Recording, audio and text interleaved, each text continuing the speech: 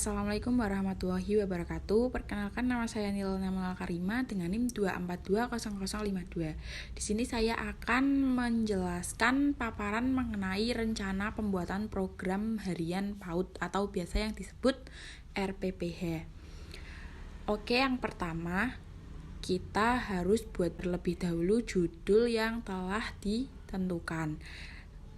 Misal, rencana pelaksanaan pembelajaran harian RPPH, kemudian dikasih nama lembaga atau instansi, TK Permata Tanyaya, kemudian dilanjutkan dengan tahun pelajarannya. Kemudian ada identitas sekolahnya. Identitas sekolahnya terdiri dari yang pertama ada semester, bulan, minggu. Saya di sini ambil di semester 1 bulan September minggu ke-8.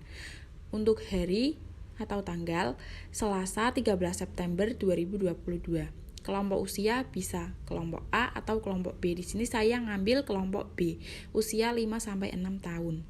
Tema kebutuhanku subtema makanan dan sub-subtemanya buah-buahan.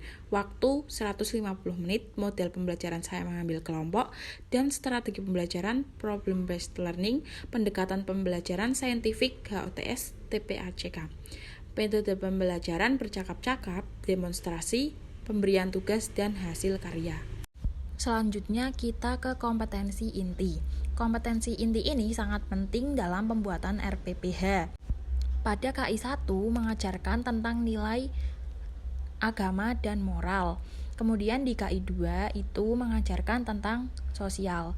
Kemudian yang KI 3 mengajarkan tentang pengetahuan, dan yang terakhir KI 4 mengajarkan tentang keterampilan. Seperti itu.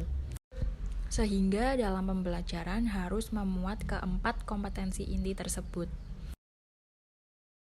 Selanjutnya ada kompetensi dasar. Kompetensi dasar merupakan indikator dari selanjutnya ada kompetensi dasar. Kompetensi dasar atau biasa yang disebut dengan KD digunakan untuk menentukan indikator yang akan dicapai anak dalam pembelajaran.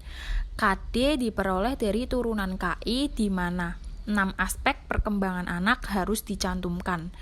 Contoh pada aspek nilai agama dan moral, saya menggunakan KD 1.1, mempercayai adanya Tuhan melalui ciptaannya. Kemudian ada fisik motorik, dan seperti itu seterusnya. Kemudian ada indikator pencapaian kompetensi. Pada indikator pencapaian kompetensi, indikator kompetensi merupakan perilaku yang dapat diukur atau diobservasi untuk menunjukkan ketercapaian kompetensi dasar tertentu yang menjadi acuan penilaian. Dalam indikator pencapaian kompetensi itu ada seperti yang tadi, 6, nilai agama moral, fisik motorik, kognitif, bahasa, sosial, dan seni. Dalam nilai agama dan moral, saya mengenalkan dan menyebutkan macam-macam buah-buahan ciptaan Tuhan. Pada fisik motorik, saya mengajarkan praktek langsung, gerak dan lagu Aku Pohon Jambu yang Rindang. Kemudian ada kognitif, bahasa, sosial, seni, dan lain sebagainya. Kemudian yang selanjutnya ada tujuan pembelajaran. Yang pertama, anak dapat mengenalkan dan menyebutkan macam-macam buah ciptaan Tuhan. Ada juga anak dapat mempraktikkan langsung gerak dan lagu Aku Pohon Jambu yang Rindang. Yang ketiga, ada anak dapat membedakan gambar berdasarkan jumlahnya lebih besar dari atau lebih kecil dari. Anak dapat menyusun kata jambu menggunakan biji-bijian. Anak dapat terbiasa bersikap tidak mudah mengeluh. Dan anak dapat menempel kertas membentuk buah anggur.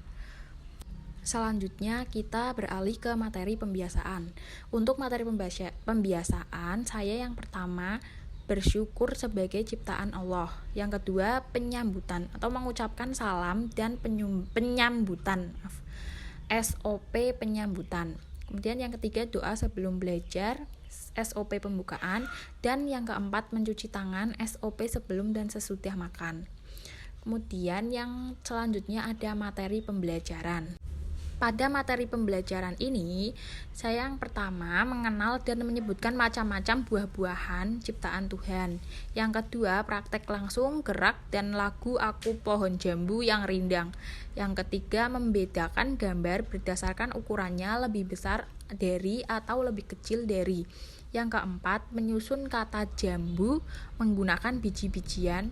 Yang kelima, terbiasa bersikap tidak mudah mengeluh, dan yang terakhir menempel kertas membentuk buah jambu. Kemudian media dan sumber belajar. Yang pertama ada buku bergambar dan yang kedua ada APE-nya. Alat dan bahannya ada kertas manila, biji-bijian, stik es krim.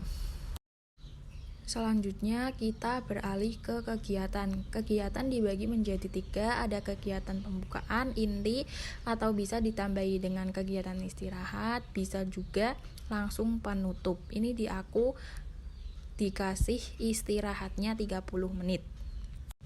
Dalam kegiatan pembukaan 30 menit saya mengambil 7 kegiatan, yaitu yang pertama baris berbaris, kedua presensi, berdoa, dan selanjutnya.